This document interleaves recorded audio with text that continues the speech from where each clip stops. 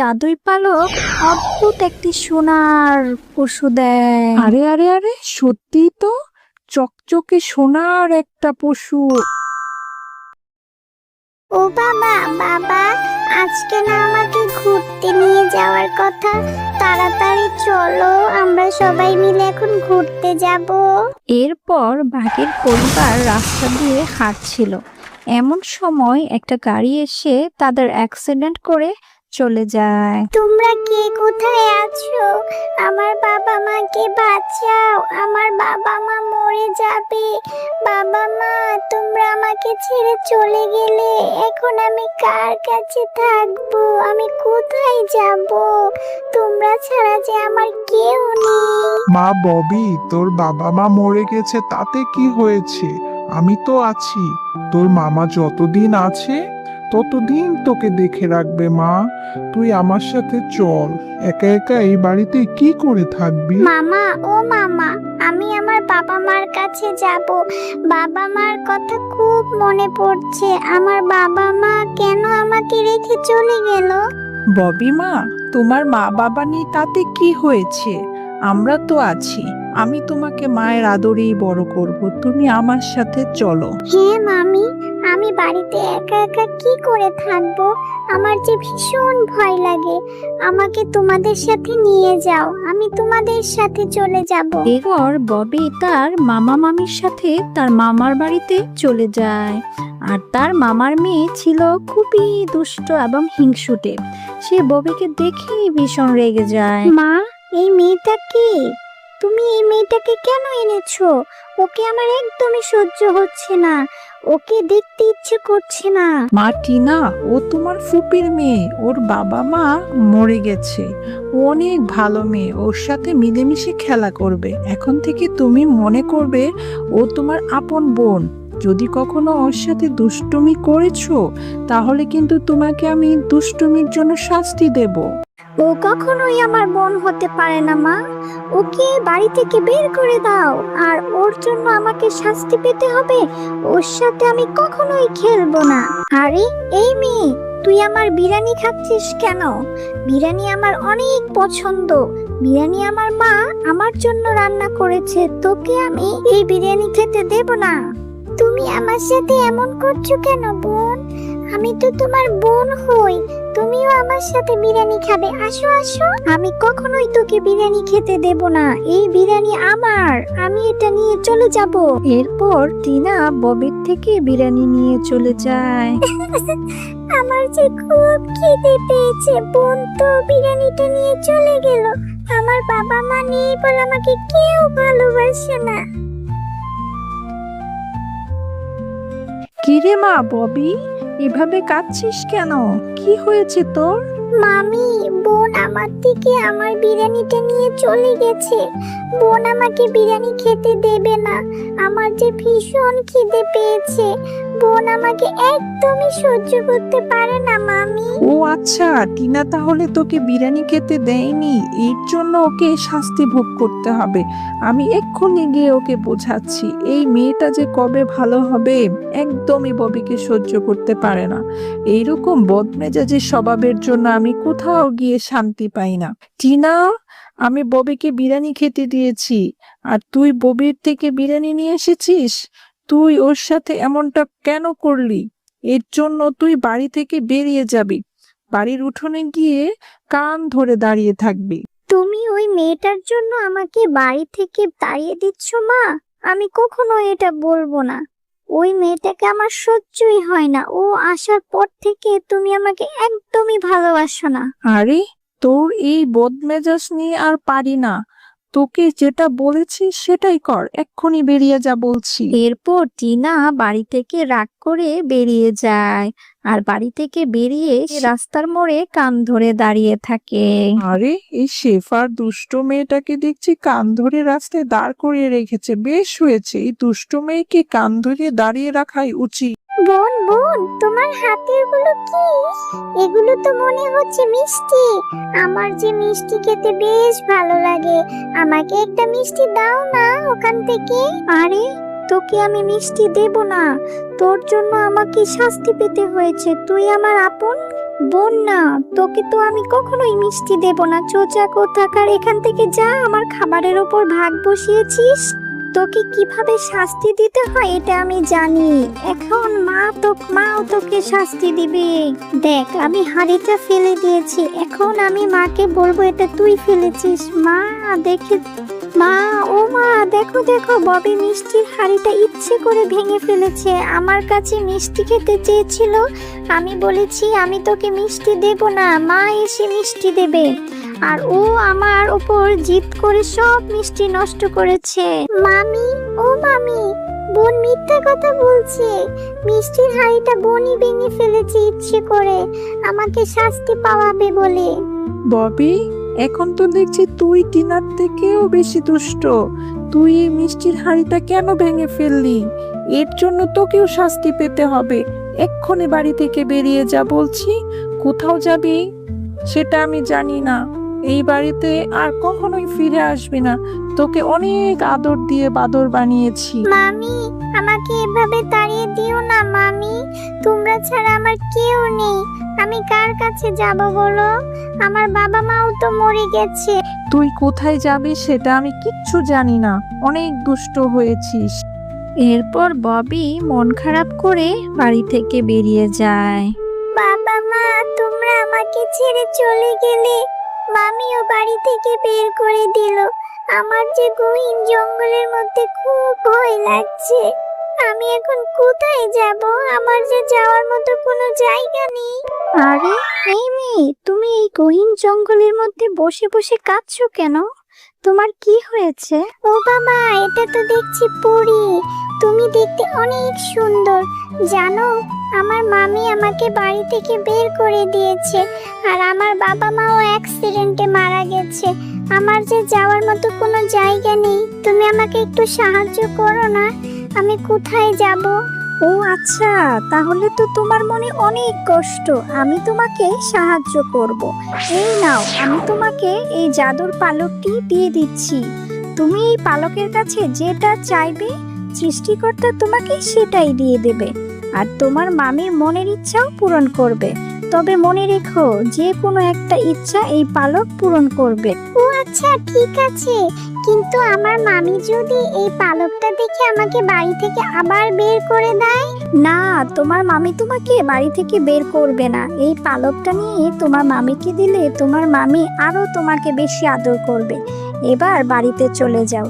এই জঙ্গল তোমার জন্য নিরাপদ নয়। কি রে ববি, তোকে না আমি বাড়ি থেকে বের করে দিয়েছি আর বলেছি এই বাড়িতে কখনোই আসবি না? তাহলে তুই কেন এলি? আর হাতে এটা কি নিয়ে এসেছিস? মামি, এটা জাদুই পালক। আমাকে একটা পরী দিয়েছে। এই পালকের কাছে তুমি যেটা চাইবে, সৃষ্টিকর্তা সেটাই দেবে। তোমার মনে যেটা ইচ্ছে বলো, দেখবে পালক সেটাই দিয়ে দিবে। আরে এটা কি বলছিস? এই পালক জাদুই পালক? আচ্ছা ঠিক আছে, তাহলে তোর এই জাদুই পালককে আমার জন্য সোনা এনে দিতে বল। অনেক সোনা। আমার একটা জাদুর পশু চাই, যে পশু আমাকে অনেক অনেক সোনা দিবে। আচ্ছা ঠিক আছে মামি, আমি জাদুই পালককে এক্ষুনি বলছি। কিন্তু এই জাদুই পালক যে কোনো একটা ইচ্ছাই পূরণ করবে। সে আর কোনো জাদু করতে পারবে না। জাদুই পালক আমার মামির সোনার পশু চাই। সোনার পশু অনেক সোনা দিবে। তুমি এনে দাও তো দেখি। এরপর জাদুই পালক অদ্ভুত একটি সোনার পশু দেয়। আরে আরে আরে, সত্যি তো চকচকে সোনার একটা পশু। এত সোনা! চল চল চল, আমরা এই পশুর ঘরের মধ্যে গিয়ে দেখি। আর এই পশুর ঘরের মধ্যে তো দেখছি অনেক সোনা। এই সোফাগুলো চকচক করছে, অনেক সোনা। আমরা তো এখন কোটিপতি হয়ে যাব। মামি, তুমি তো এখন অনেক সোনা পেয়েছো। তুমি এখন আর আমাকে বাড়ি থেকে বের করে দেবে না বলো? না রে মা, আমি আর কখনোই তোকে বাড়ি থেকে বের করে দেব না। এই সব কিছু তোরই। এই সব কিছু তুই ভোগ করবি রে মা। তোর সরল মনের জন্যই সৃষ্টিকর্তা তোকে এত উপহার দিয়েছে। এখন থেকে আমি আর তোকে কখনোই শাস্তি দেব না। হ্যাঁ বোন, তুমি অনেক ভালো। আমি আমার ভুল বুঝতে পেরেছি। এখন থেকে আমিও তোমাকে ভালোবাসবো। দুই বোন মিলেমিশে থাকবো।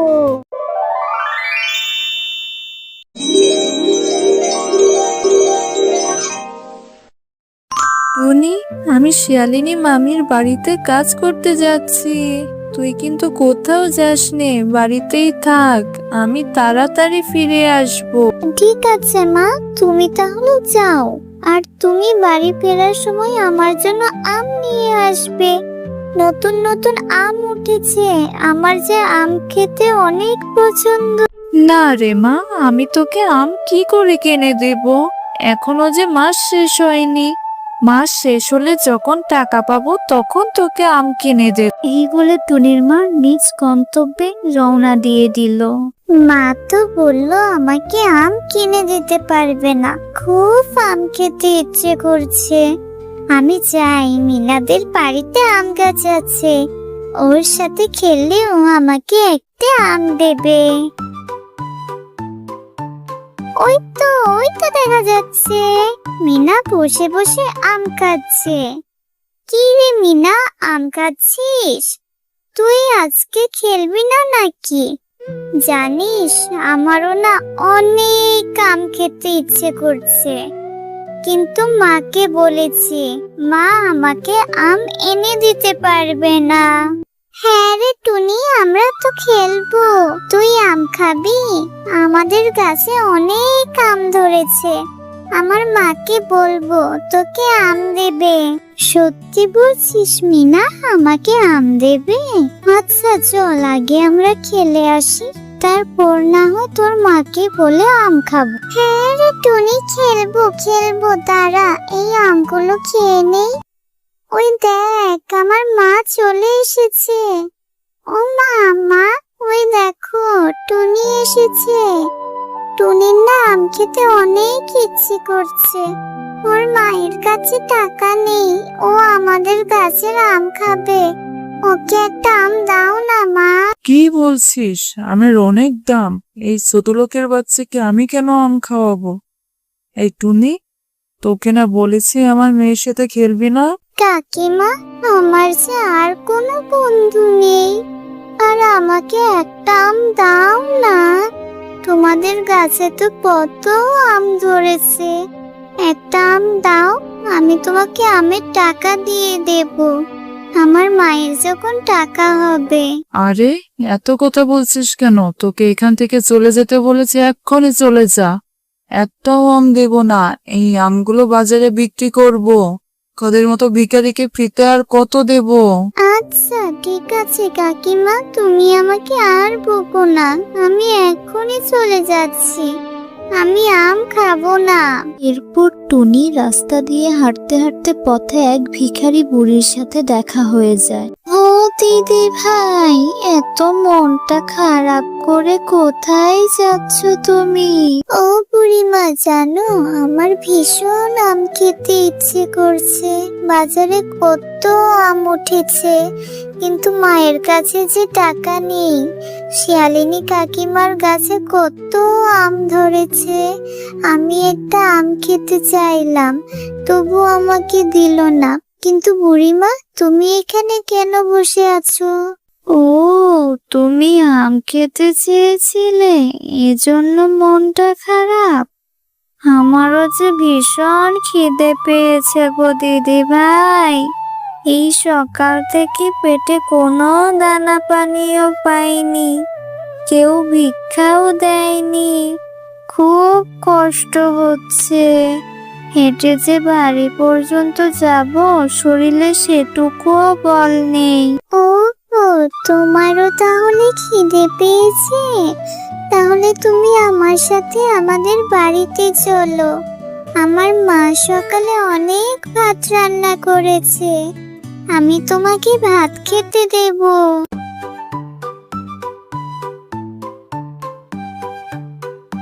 দিদি ভাই, তোমার মা কোথায় গেছে? তোমার মাকে যে দেখছি না। তুমি বাচ্চা মানুষ, আমাকে খেতে দিলে তোমার মা তোমাকে বকবে যে। আমার মা তো শহরে কাজ করে, আমার মা একটু পরেই চলে আসবে। তুমি এখানে একটু বসো, আমি তোমার জন্য এক্ষুনি ভাত নিয়ে আসছি। এরপর টুনি ঘর থেকে ভিক্ষুক বৃদ্ধা শিয়ালিনীর জন্য খাবার নিয়ে আসে।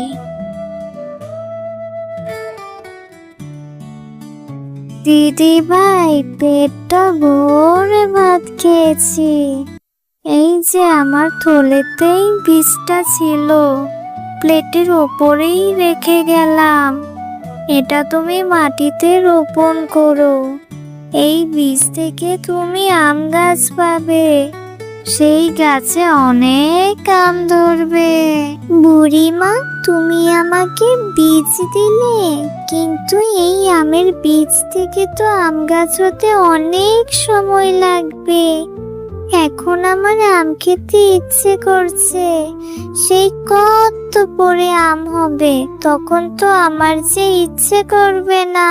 না গো দিদি ভাই, এই বীজ থেকে অনেক সময় লাগবে না, এই বীজ থেকে যে গাছ হবে, কালকেই তুমি আম খেতে পারবে। এবার আমি আসি দিদি ভাই।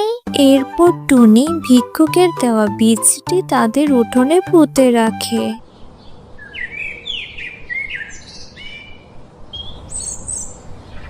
আরে টুনি, সে কখন থেকে বসে বসে কি যে ভেবে চলেছিস? কখন ঘুমোবি? অনেক রাত হয়েছে তো, ঘুমোতে যায় এখন। আমার তো ঘুমই আসছে না, মনে হচ্ছে কখন সকাল হবে। জানো মা, আজকে একটা বুড়িমা আমাকে আমের বীজ দিয়েছে, বলেছে কালকে সেই বীজ থেকে অনেক বড় একটা গাছ হবে, আর সেই গাছে অনেক আম ধরবে। এই মেয়েটাকে নিয়ে আমি আর পারি না। কোন ভিক্ষুক এসে তাকে কিসের বীজ দিয়ে গেল, আর সেটা থেকে নাকি কালকে আম ধরবে। তাড়াতাড়ি ঘুমোতো, আর বকবক করিস না, অনেক রাত হয়েছে। রাতের মধ্যেই সেই জাদুর বীজ থেকে একটি বড় আম গাছ হয়।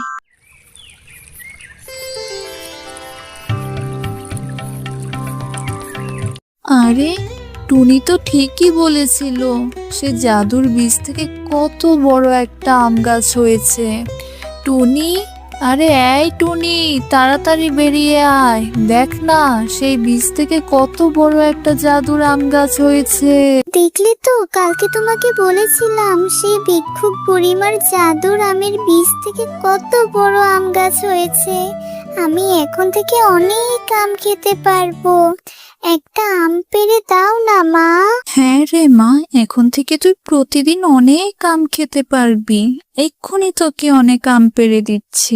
এরপর টুনির মা গাছ থেকে আম পাড়তে থাকে, আর আম পেয়ে টুনি অনেক আনন্দ নিয়ে আমগুলো থেকে একটি আম খেতে থাকে। এমন সময় টুনি আমটি খেতেই দেখে আমের মধ্যে বীজের বদলে হিরে। দেখো না মা, এই আমের মধ্যে তো বীজই নেই, বীজের পরিবর্তে এখানে দেখছি বড় একটা হিরে। এটা কিভাবে হলো? আরে টুনি, সত্যিই তো, এই আমের মধ্যে বীজের পরিবর্তে দেখছি হিরে। দেখি তো, চল আমরা সবগুলো আম ছিলি।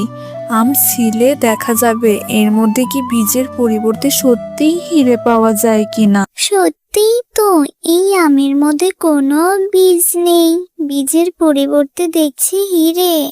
তাহলে ওই ভিক্ষুক বুড়িমা আমাদেরকে জাদুর আম গাছ দিয়েছে। এত হিরে আমরা এখন কি করব মা? হ্যাঁ রে টুনি, আমিও সেটাই ভাবছি, এত হিরে দিয়ে আমরা কি করব? আমাদের এই গ্রামে কত অভাবী দরিদ্র পশু আছে, তাদেরকে আমরা এই আমগুলো দিব। তারা আম খেয়ে যেই হিরেগুলো পাবে সেগুলো দিয়ে তাদের অভাব দূর হয়ে যাবে। যা, তুই সবাইকে এই আমগুলো দিয়ে আয়। এরপর টুনি ও তার মা তাদের গ্রামের দরিদ্র পশুদেরকে সেই আমগুলো দিয়ে দেয়, আর এভাবে সবাইকে তারা সাহায্য করে। মা ও মেয়ের অনেক ভালোভাবে দিন কাটতে থাকে। হ্যালো ছোট্ট বন্ধুরা, গল্পটি ভালো লাগলে অবশ্যই সাবস্ক্রাইব করে দিবে এবং পাশে থাকা বেল আইকনটি প্রেস করে আমাদের সাথেই থাকবে। ধন্যবাদ।